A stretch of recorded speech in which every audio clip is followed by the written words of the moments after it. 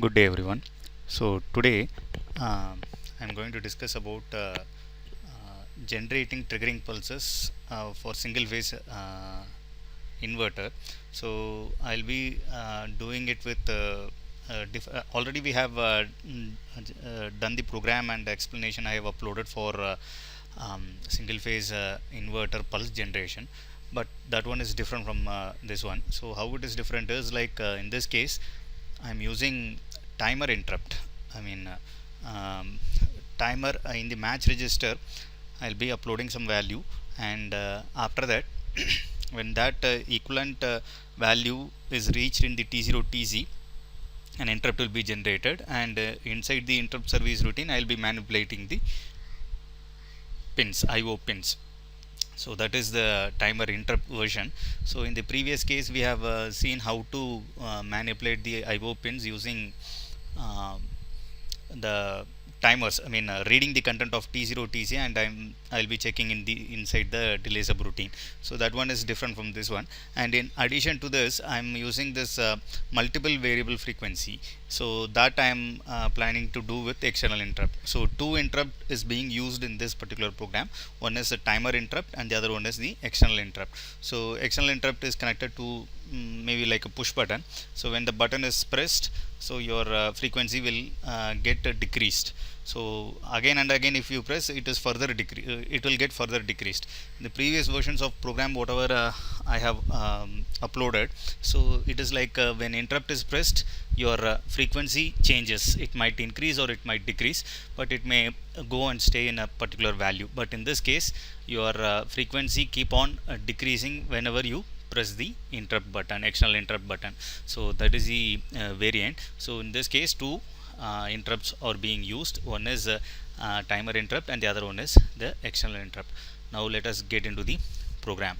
So this is the program, and as for any interrupt program, we'll have to follow the same pattern as such, like copying the content of startup.s, and so deleting after this 412 whatever the line that is available, so we'll have to delete it, and all this instructions concerned with PLL, you'll have to comment it by putting a semicolon before that instruction, and the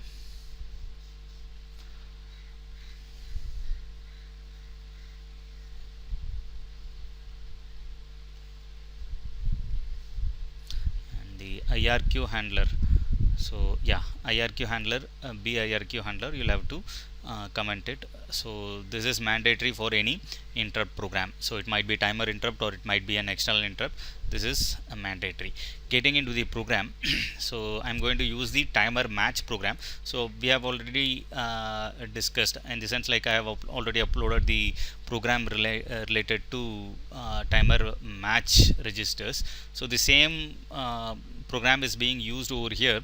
Only that thing is like in this case I'm using only one match register. I'm not using multiple match registers, only one match register I'm using, and I'll be manipulating the port pins using the interrupt service routine. So as I've already mentioned to you, here T0C TCR is used for mentioning the mode of the timer. T0 PR is prescaler register. T0 TCR is used for resetting and starting the timer, and T0 TZ is the timer counter. So whenever T0 PR reaches the I mean T0 PR's content is reached by the T0 TC, then T0 TC will be incremented by 1. As far as this program is concerned, we will not be accessing the content of T0 TC.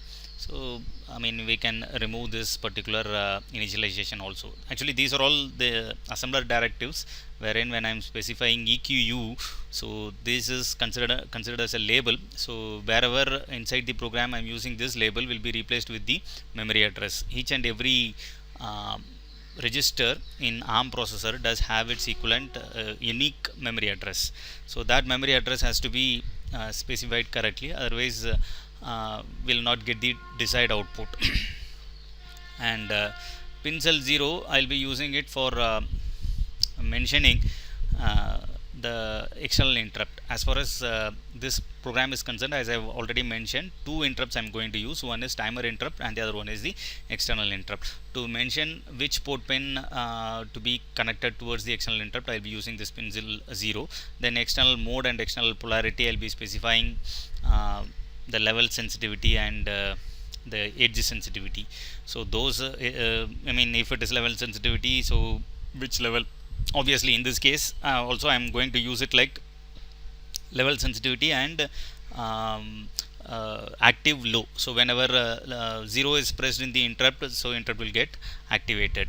So for that we'll be using this external mode and external polarity. And VIC interrupt enable is like here in this case we need to enable two interrupts. One is timer interrupt and the other one is the external interrupt. And VIC interrupt select is used for selecting whether you want to do it with a FIQ interrupt or IRQ interrupt. In this case I'm going to do it both the interrupts with IRQ pattern only.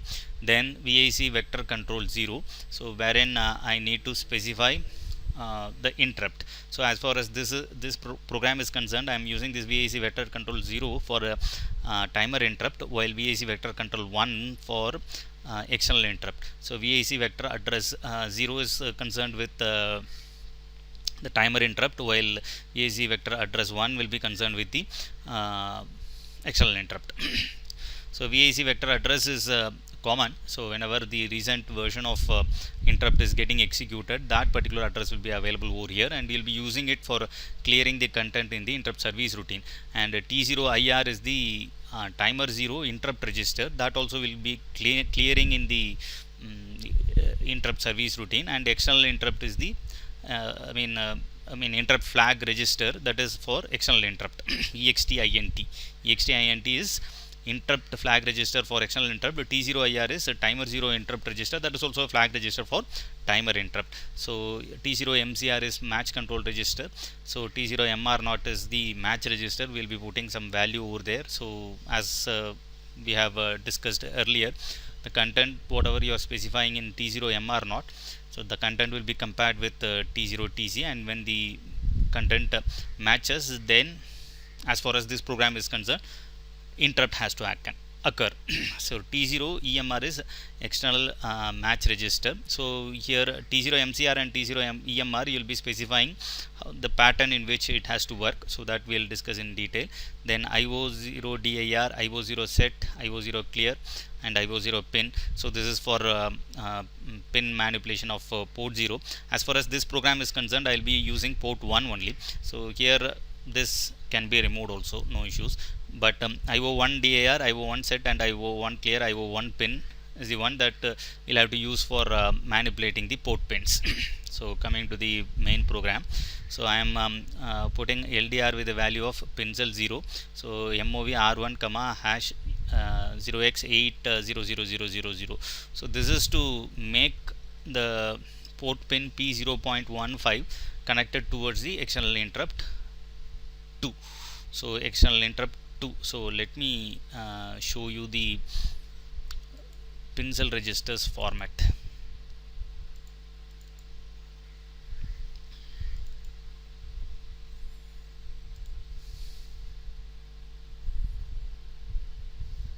So this is pincel 0.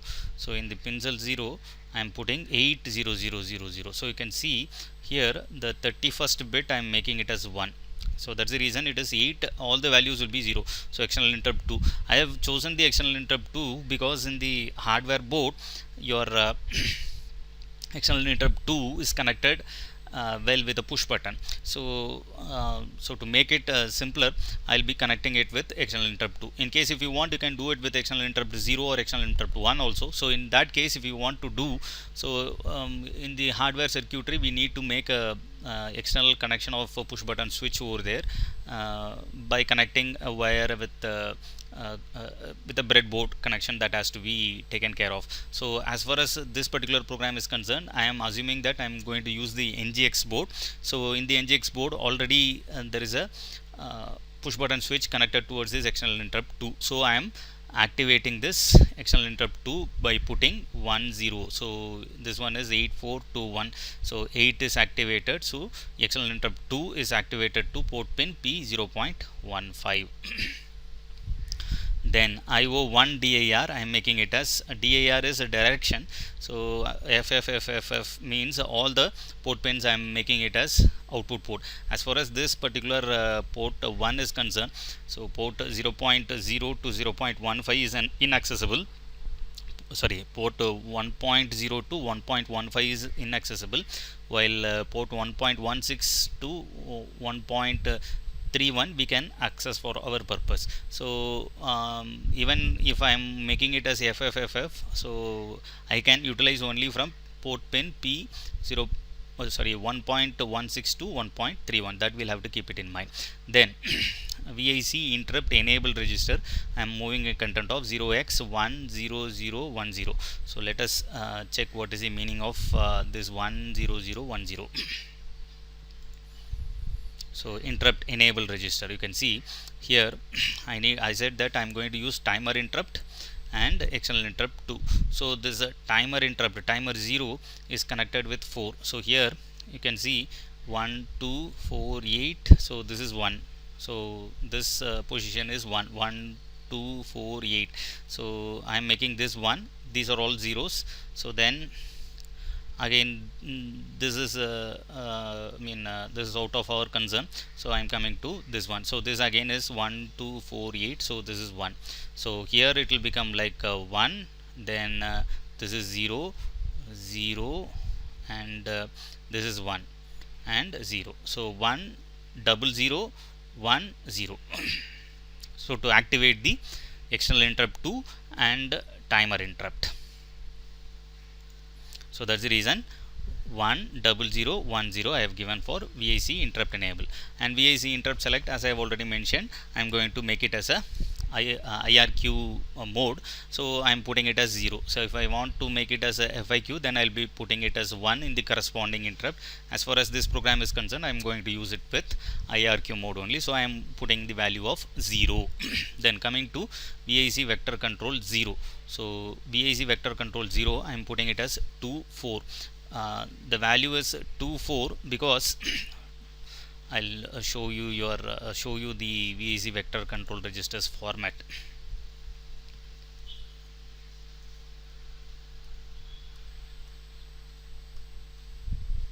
Yeah, this is the VIC vector control register. so here I'll have to invariably enable the slot, so by putting 1 over here. so this has the value of 2, so 1 2 and 4 8, those things, I mean 6 to 31 is reserved, so we are not concerned about that. so this has to be invariably made high, and we need to know the slot number of the timer interrupt. As far as this vector control 0, as I have already mentioned, I need to make the timer interrupt active. so to make the timer interrupt active, so we need to put 4. why we need to put 4? You can check over here. so you can see the slot number is given in this fashion, 0 1 2 3 4. so this is happening in 4, so correspondingly I'll be giving 4 as the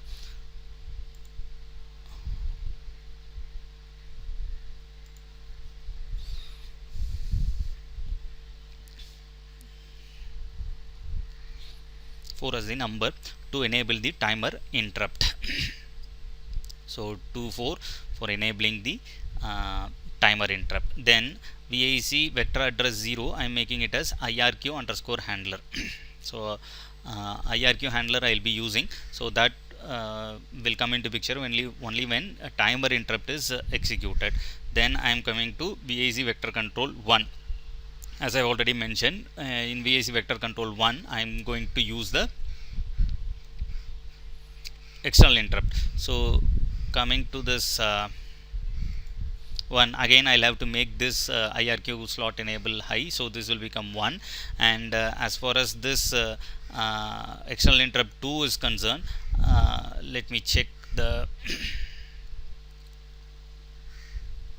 number. so either it might be interrupt select register or interrupt enable clear register or enable register, all will have the same pattern. so here in this case you can see the external interrupt is 16, external interrupt 2 is 16 is having the value of 10 1 0. So 1 0 and the corresponding slot enable bit, so when both is getting active, so you will get it as 3 0. So that's the reason VIC vector control 1 is given with the value of 3 0. So in binary, when you make it like the fifth bit 1 and when you correspondingly see the value for the 16, it becomes like 3 0. So that is for external interrupt. Then VIC vector address 1, I am giving it with IRQ handler 1. So here, since I am using multiple interrupts, the first interrupt is given with IRQ handler and the second interrupt is given with IRQ handler 1. So there should be a difference between these two labels, so that when the corresponding interrupt occurs, it has to go to that unique IRQ handler. Then so T0C TCR, so here I am putting it as 0 so that my timer behaves in a timer mode. And T0 PR, so T0 PR, in this case the prescaler register I am making it, I am designing it for 10 microseconds. So you can see 1D. So in the previous cases we have made it for 1 millisecond. As far as this particular program is concerned, I am making it as 10 microseconds. So 10 microseconds means 29 plus 1 divided by 3000000. So 29D is like 1DH in hexadecimal. So I am putting it as 1D to get a 10 microsecond. So T equal to PR plus 1 divided by F clock. F clock is F oscillator, that is 12 megahertz divided by 4. So that becomes like 3 megahertz. And when it is 3 megahertz, it is like 30000. So you can put the corresponding values over here to get the value of whatever the microsecond that you want or millisecond that you want. 2,999, if you put, it becomes like 2,999 plus 1, that is equal to 30000 divided by the 3 megahertz, so it becomes like 1 millisecond. I just wanted to make it make the timing as minimum as possible, because like when I am going to run the program in external interrupt mode, obviously the frequency will get decreased and decreased further. So I don't want to make it go in a multiple fashion, so that the delay is becoming much more larger. So I just wanted to keep the T0 PR as minimum as possible. So I am making it as 10 microseconds over here. So then now I am getting into this T0 MCR. So MCR I am putting it as 3. So it makes the 0th and first bit of T0 MCR high, in which 0th bit is for generating interrupt when match occurs, and first bit is to reset on MR0. The TC will reset if MR0 matches it. And let us see the T0 MCR register.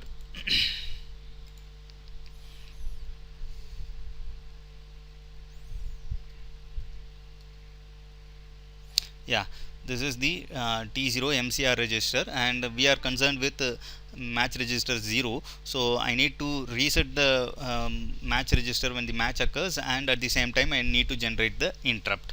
So when the interrupt is generated, it goes into the interrupt service routine where the port manipulation occurs. Port manipulation in the sense, I need to generate two different waveforms, wherein when one waveform is on, the other waveform should be off. The complementary state has to occur. So for that I'll have to activate these two bits.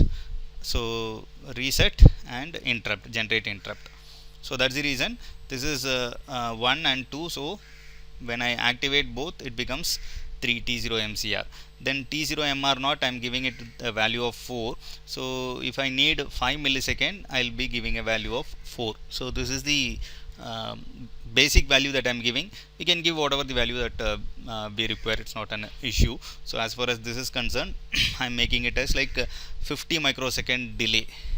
So if I give 4, so it is equivalent to 5, since the T0 PR is in I have designed it for 10 microsecond, so it's multiples of the T0 PR. So 5 into 10, it is 50. So 50 microsecond will be the delay initially, and when I press the interrupt button, so obviously the values will subsequently increase, and your frequency will get decreased further. Then coming to this T0 EMR, external match register, I am making it as 1 and 1. Let us see what does that signify.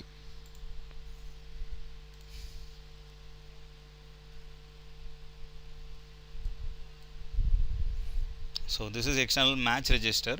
So here I am giving it as like 1 and 1. So here external match 0 I am activating, and EMC external match control I am putting it as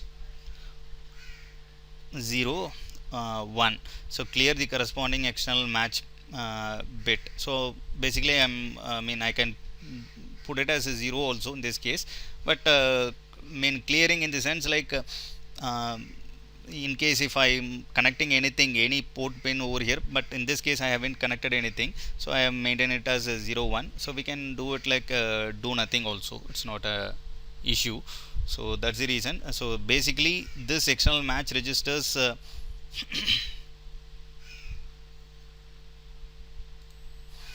content, we need to activate this external match 0, that is enough. So 1 and 1, and T0 TCR I am putting it as 2 for resetting the timer, and T0 TCR I am making it as 1 to start the timer, and R6 is the value that I am using it for manipulating the port pin. So R6 I am putting it as 0x0 FF00, then 4 zeros 0000. So here what I'll be doing is I'll be manipulating these 4 values. FF00 will become in the next after the interrupt has occurred, it becomes 00FF. Then again when the interrupt occurs, it becomes FF0000FF. So I'll be taking the output from this any one of the port pins of these FF and 00s. So and I can see it in the CRO. So when the interrupt occurs, the manipulation subsequently occurs.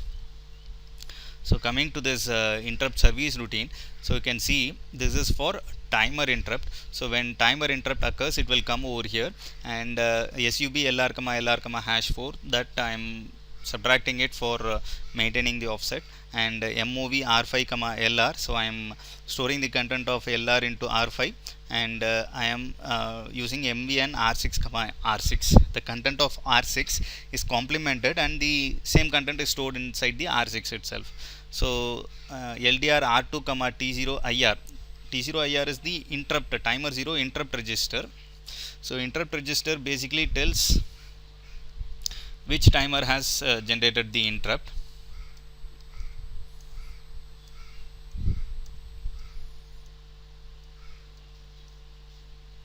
So here in this case MR0 interrupt will have been generated.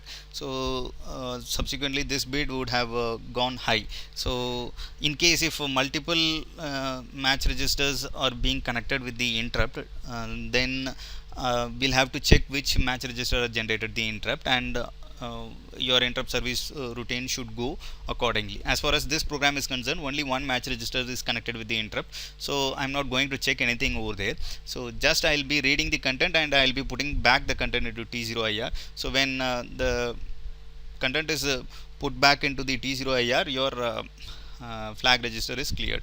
So this IO1 pin I am putting it into R2, and I am storing the content of R6 into R2. So complement that has been done, and the content is put into the IO1 pin, so that the bit manipulation, the port bit manipulation is done over here.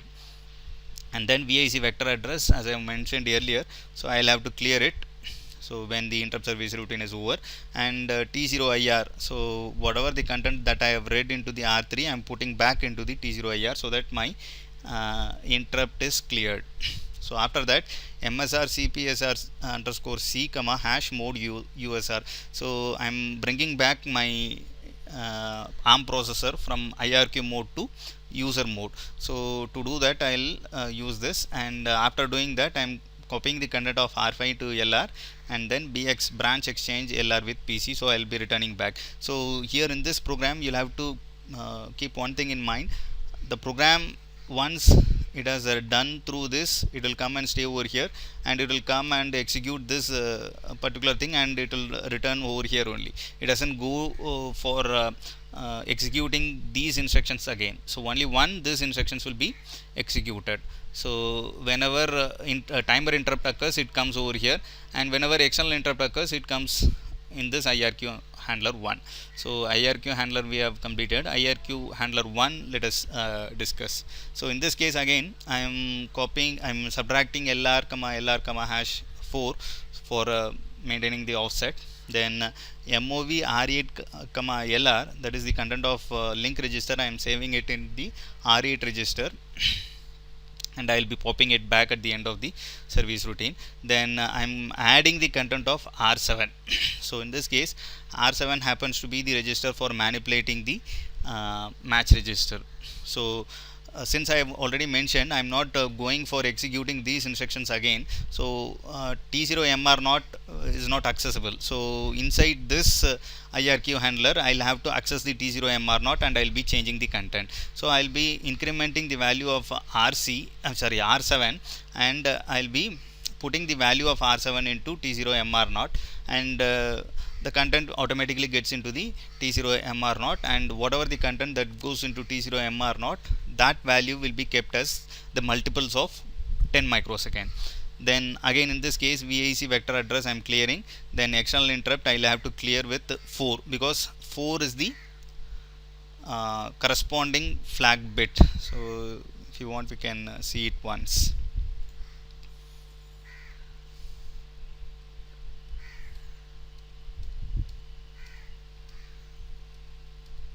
So here you can see this is the external interrupt flag register. So 0 is for external interrupt 0, 1 is for external interrupt 1, and second bit is for external interrupt 2. So second bit is having the value of 4. So 1, 2, 4, 8. So external interrupt 2 I need to clear. So I will be putting 4 into the EXTINT, and after completing this I am putting this MSR CPSR underscore C comma hash mode USR.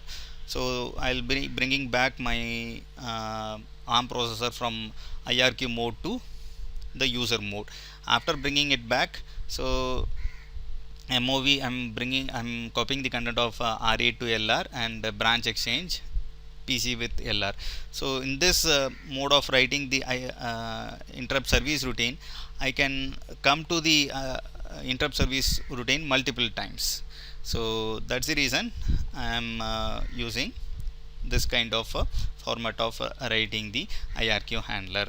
So now let us check with the running of the program. So as we have done earlier, the same process, translate, build and rebuild I will do. Then get into the StartStop Debug session, and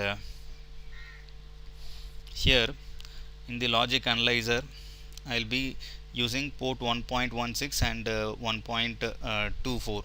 As I already mentioned, it is FF00. Then the lower 4 digits will be 0, since I have mentioned port 1.0 to 1.15 is inaccessible. So it will have to start from 1.16 only. So 1.16 in one of the port pin, and so after 8 bits the other port pin will have to access. So that is 1.24 I have maintained. Now let us see the running of the program. Let me run it.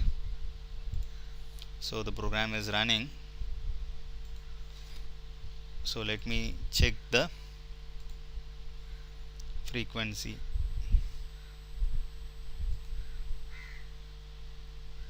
So you can see 50 microsecond is the time delay for and you can see when these two waveforms are complementary state.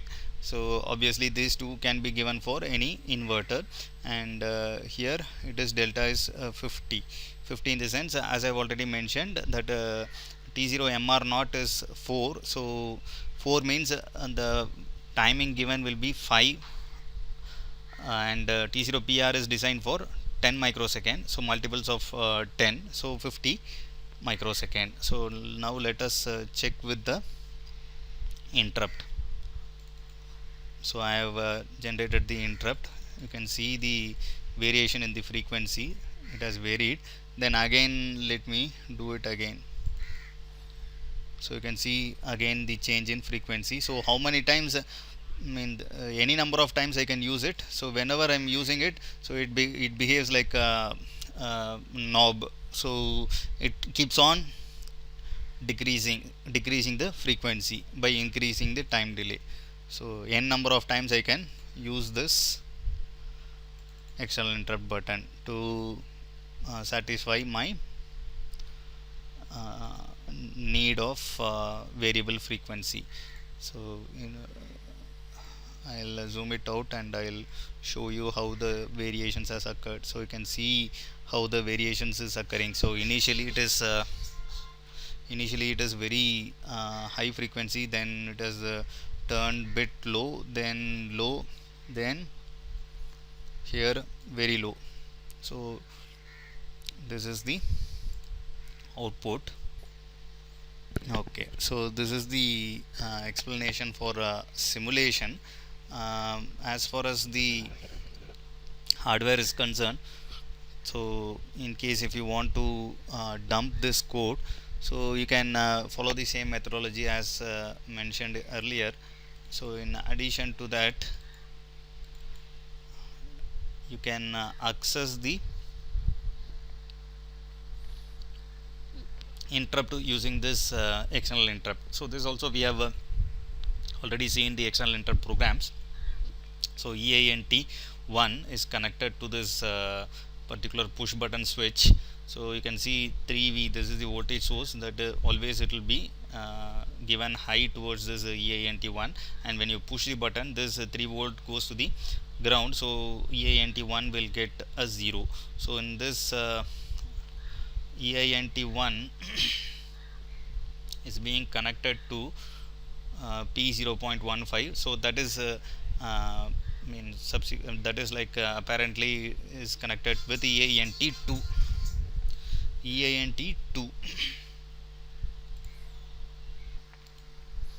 As I've already mentioned, the port pin P0.15 is connected to external interrupt 2, so you can see that. So that's the reason we have made the program according to the external interrupt 2. So but here it is showing as external interrupt 1. This one is like it is for the layout. So this layout label they have given it as EINT1, but as far as this connection is that has been made with the processor is EINT2. So now let us see how to dump the code into the ARM processor and check its output. So in this program, in this experiment, we are supposed to get the output from P1.16 and P1.24. So 24 or 25 we will take. So P1.16 is supposed to have P1 underscore A16.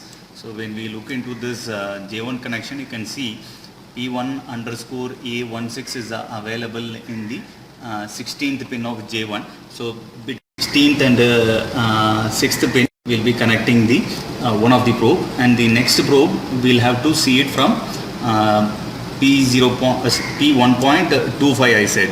So P1 underscore A25.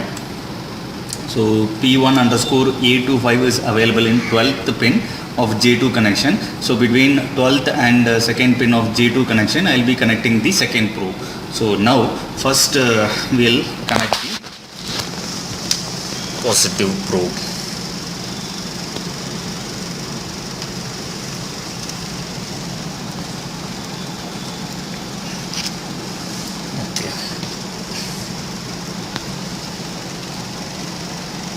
Positive end I am connecting to the 16th pin.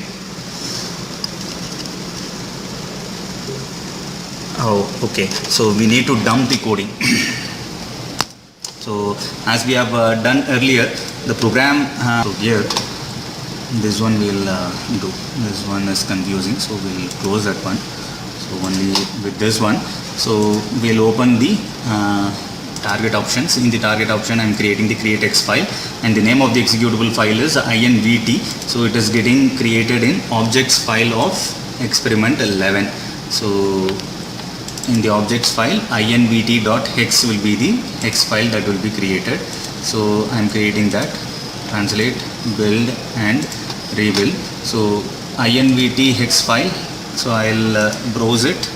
So in the experiment 11 objects invt.hex, I'm opening it, and in the options, advanced options, hardware config, I need to check these two buttons, and T1 and T2 should be 100 and 200 milliseconds respectively.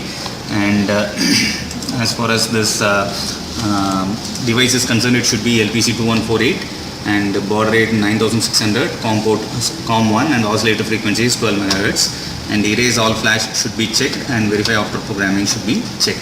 Now I am connecting this RS232, and I am clicking the start button. So now the program is dumped.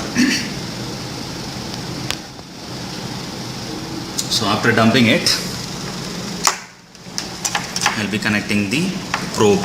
So as I mentioned earlier, so the first probe is connected to the 6th pin, and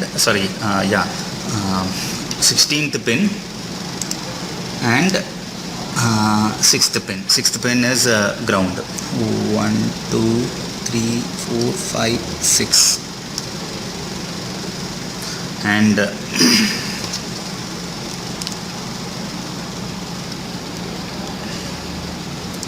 I'm